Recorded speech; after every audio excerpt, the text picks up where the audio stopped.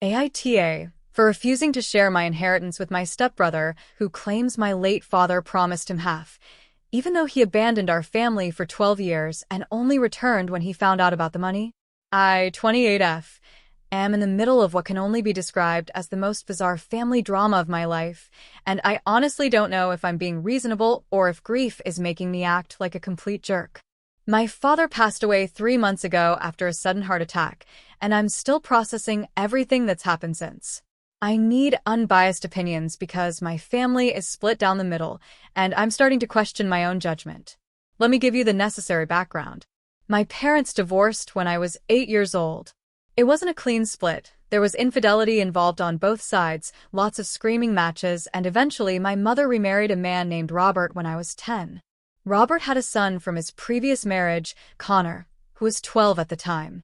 Connor and I were step-siblings, and honestly, for the first couple of years, things were relatively normal. We weren't best friends or anything, but we coexisted peacefully enough in our blended family situation. My father, James, remained very present in my life after the divorce.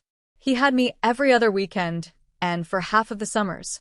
We were close. He taught me how to ride a bike, helped me with my math homework, took me to concerts when I became a teenager, and was just generally an amazing dad despite the divorce.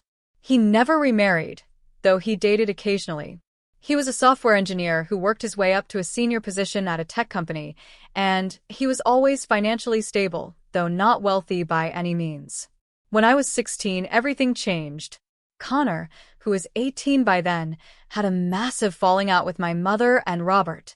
The details were messy, and I only knew bits and pieces because I was younger and my mom tried to shield me from it, but essentially Connor had gotten involved with some questionable people, was arrested for drug possession, and when Robert tried to enforce strict rules and consequences, Connor completely rebelled. There was a huge fight. Things were said that couldn't be taken back, and Connor moved out. He went to live with his biological mother in another state. Here's where it gets relevant to my current situation. After Connor left, my father James actually reached out to him. I didn't know this at the time, but apparently, my dad felt sorry for Connor and thought that as a young man who'd made mistakes, he deserved support and guidance.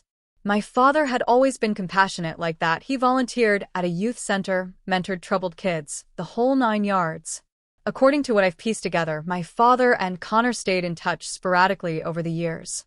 They'd have phone calls every few months. My dad would check in on how Connor was doing, offer advice, that sort of thing. I had no idea this was happening. Connor never reached out to me, my mother, or Robert during these 12 years. Not for birthdays, not for holidays, nothing. As far as I was concerned, he'd completely cut us out of his life, and honestly, after the initial hurt faded, I moved on.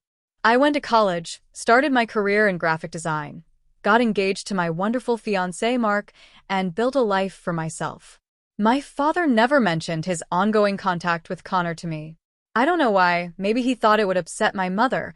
Maybe he just felt it was a separate relationship that didn't need to be disclosed. I genuinely don't know. But this is important for what comes next. 3 months ago, my father had a fatal heart attack at the age of 56. It was completely unexpected. He'd always been healthy, active, ate well, exercised regularly. The doctor said it was likely genetic, a ticking time bomb no one knew about. I was absolutely devastated. Despite the divorce, despite only seeing him on weekends and summers, my dad was my hero. I was the one who had to identify his body. I was the one who planned his funeral. I was the one who went through his apartment, packed up his belongings, and tried to figure out how to exist in a world without him. The funeral was small but meaningful. My mother came, Robert came, several of my father's friends and colleagues attended, and my fiancé was by my side the entire time. Connor did not attend. I didn't even think to invite him. Why would I? We hadn't spoken in over a decade. 2 weeks after the funeral, I met with my father's attorney to discuss the will. My father had a will, thank God, which made things clearer from a legal standpoint. The estate wasn't massive, but it was substantial, about $800,000 total. This included his life insurance policy, $500,000, his 401k, $200,000, and savings/assets, $100,000. The will was straightforward. Everything was left to me, his only biological child, with a few small bequests to charities he cared about. I was overwhelmed by the inheritance, honestly. It felt surreal to have this money, while also having lost my father. My fiancé and I had been saving for a house, and this would allow us to actually buy something decent in our expensive city. We could also pay off my student loans, start a real emergency fund, maybe even think about starting a family without the financial stress. It felt like my father's final gift to me, his way of taking care of me even after he was gone. Then, about a month after I received the inheritance, I got a Facebook message from Connor. I almost didn't recognize his name at first. It had been that long. The message was long and rambling, but the gist of it was this. He was sorry for being out of touch. He'd heard about James passing away and was devastated, and he wanted to meet up to talk about something important related to my father's wishes. I was skeptical, but curious. Part of me wondered if he wanted to reconnect, to share memories of my father. Maybe find some closure. So I agreed to meet him at a coffee shop. The meeting was awkward from the start. Connor looked different, older, obviously, with a beard and tattoos I didn't remember. He seemed nervous, fidgeting with his coffee cup and making small talk about his life. He told me he'd gotten clean years ago, had been working in construction, had a girlfriend. I told him I was sorry for his loss too, that I hadn't known he and my dad had stayed in touch. Then he dropped the bomb. He told me that my father had promised him that when he passed away, Connor would receive half of his estate. He said my father had felt guilty that Connor didn't have a father figure, that Robert had kicked him out, and that my dad wanted to make sure Connor was taken care of. According to Connor, these were conversations they'd had over the years, and my father had told him multiple times, "Don't worry, I'll make sure you're set up when I'm gone." I was stunned. I asked him if this was in writing anywhere, an email, a text message, anything. He said no, it was just verbal promises made during their phone calls. He claimed my father had intended to update his will but hadn't gotten around to it before the heart attack. Connor said he wasn't trying to cause problems, but he felt that honoring my father's wishes meant splitting the inheritance 50-50, and he was hoping I'd do the right thing. I told him I needed time to think about it and left the coffee shop in a daze. When I got home and told Mark what happened, he was immediately suspicious. He pointed out that Connor had conveniently shown up only after finding out about the money, that he had no proof of these alleged promises, and that legally, the will was clear, everything was mine. I reached out to my father's attorney and explained the situation. The attorney was unequivocal. There was no legal obligation whatsoever. The will was valid, properly executed, and clear in its terms. If my father had wanted Connor to inherit, he had plenty of opportunities to update his will. The attorney said that verbal promises, even if they existed, don't override a written will. He also gently pointed out that estate claims from estranged relatives after someone passes away are unfortunately common, especially when money is involved. But here's where I'm conflicted. I knew my father. He genuinely was the kind of person who would have felt compassion for Connor and wanted to help him. It's entirely plausible that he made these statements. At the same time, if he really meant it, wouldn't he have actually updated his will? He was meticulous about things like that. He had his will professionally done. He kept his paperwork organized. He wasn't the type to just forget something that important. I decided I needed more information, so I went through my father's personal effects more carefully. I found his phone, which I'd kept but hadn't really looked through because it felt invasive. I checked his call logs and text messages. Sure enough, there were sporadic phone calls to a number I didn't recognize, about once every 2 or 3 months going back years. But there were no text message conversations, just calls. So I couldn't verify what they'd talked about.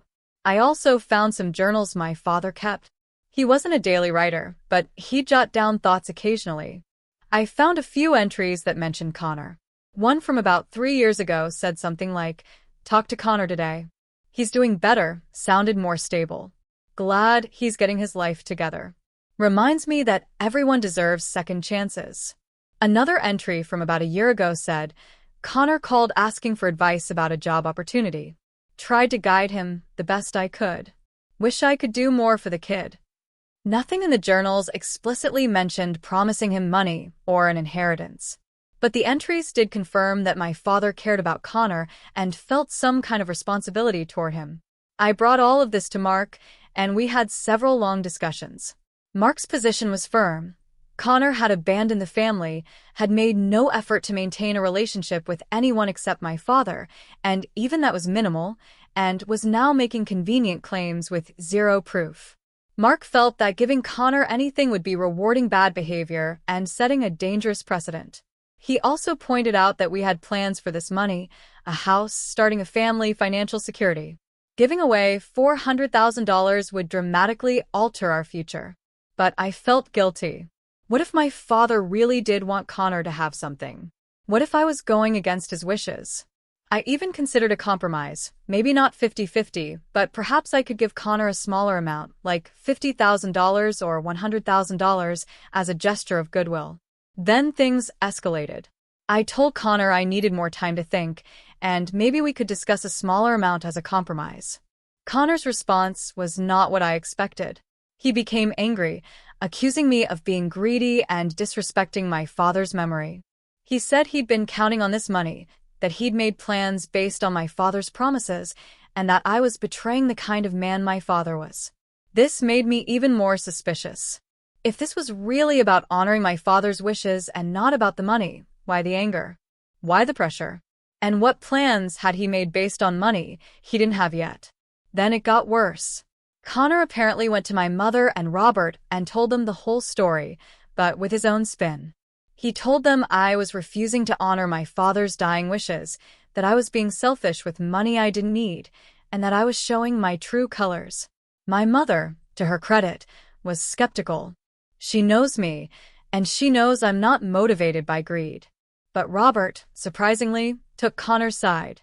Robert told me that Connor was still his son, that he'd struggled with guilt for years about how their relationship ended, and that if there was even a chance that James had wanted to help Connor, I should honor that.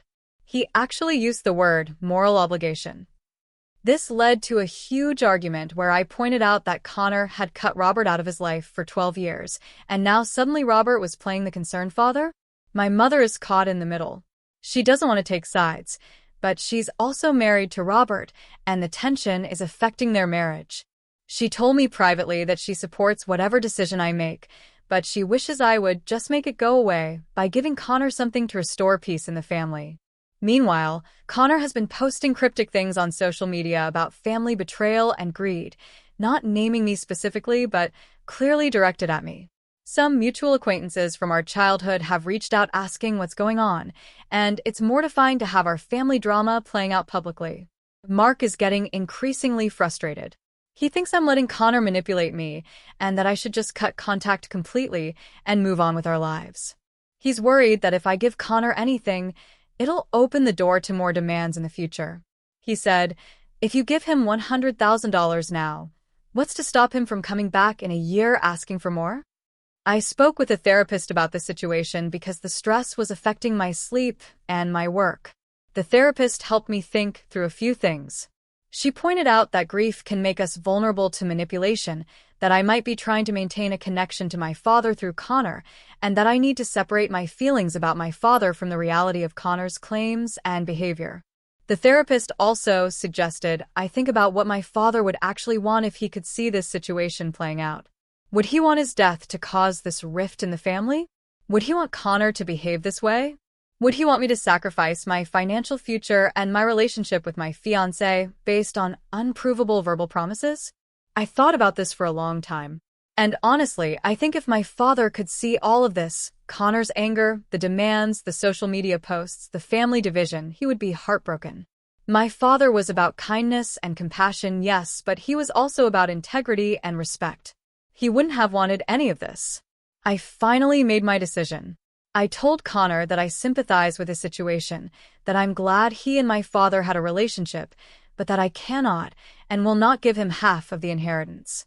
I offered him a one-time gift of $25,000 as a gesture of goodwill and in honor of the relationship he had with my father, but that this was not an admission that he was owed anything and there would be no further financial discussions.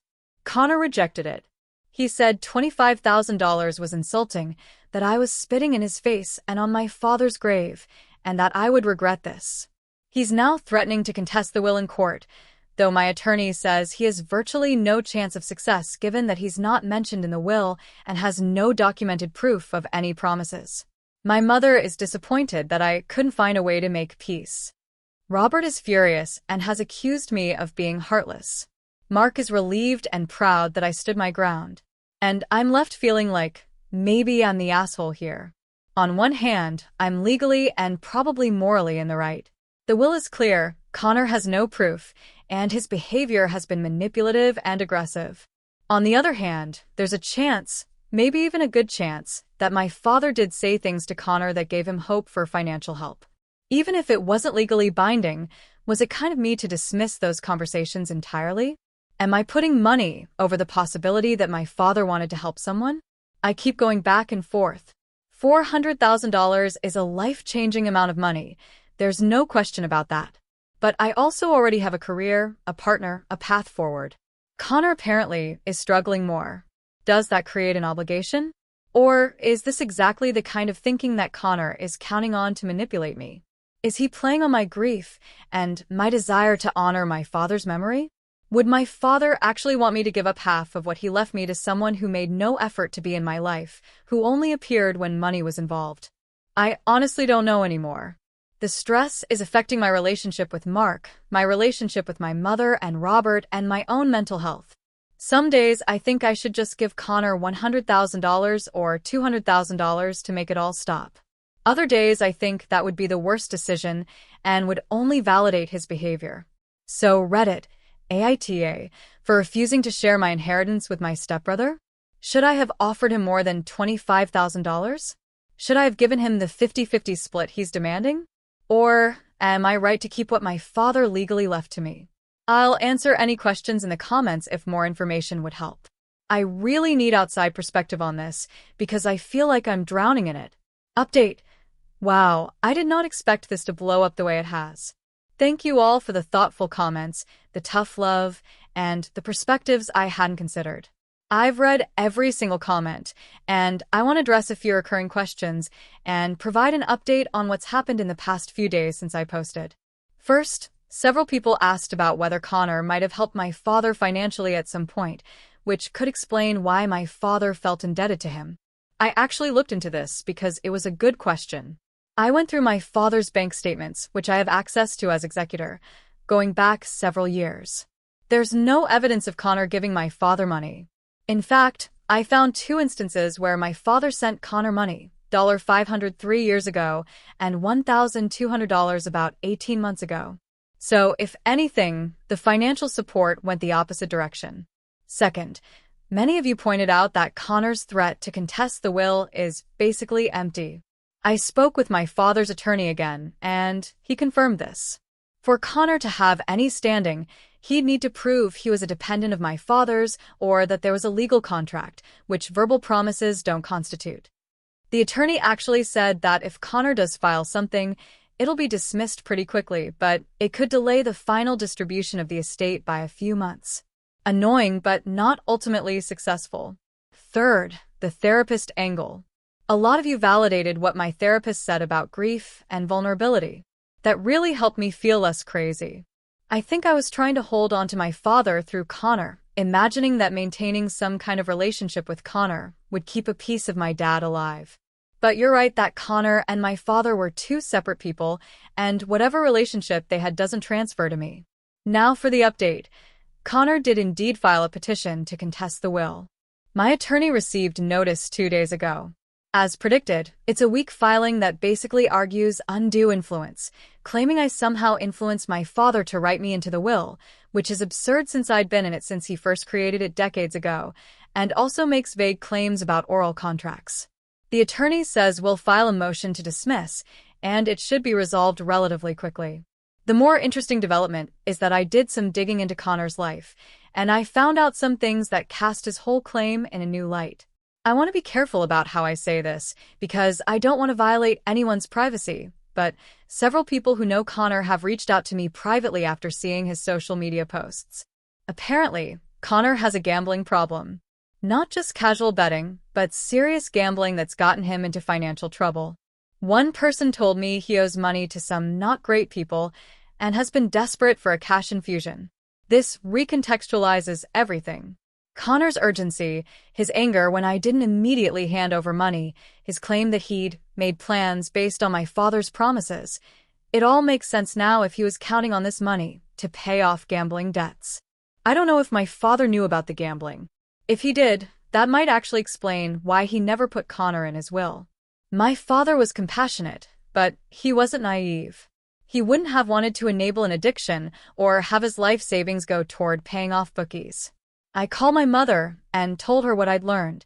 She was shocked but said it made sense. Apparently, there were some incidents when Connor was a teenager that involved him stealing money from Robert's wallet to buy scratch tickets, something I'd either never known about or had forgotten. She said she'd talked to Robert about this new information. Robert called me yesterday. It was a hard conversation, but a necessary one. He admitted that he'd been projecting his own guilt onto the situation. He felt like he'd failed as a father to Connor, and supporting Connor's claim was his way of trying to make up for that. But hearing about the gambling problem made him realize he was potentially helping Connor fund a destructive habit. He apologized for calling me heartless and said he supports my decision to protect the inheritance.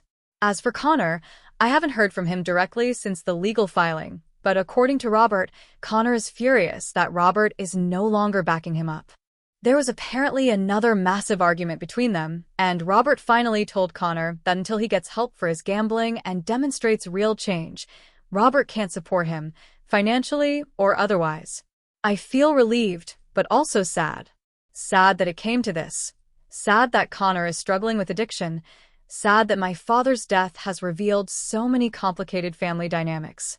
But I also feel confident now that I made the right decision. To everyone who told me to stand firm, to trust my instincts, to not let grief cloud my judgment, thank you. To those who suggested the compromise payment, I understand where you were coming from, but I think you were right that it would have just opened the door to more demands. And to those who shared their own stories of estate drama and family conflict, I'm sorry you went through that, but it helped me feel less alone. I'm going to focus now on moving forward with Mark, on buying our house, on building the life my father would have wanted me to have. I think that's the best way to honor his memory, not by giving money to someone who may or may not have been promised it, but by using his gift to build a stable, happy future. Thanks again, Reddit. You helped me see clearly when everything felt foggy.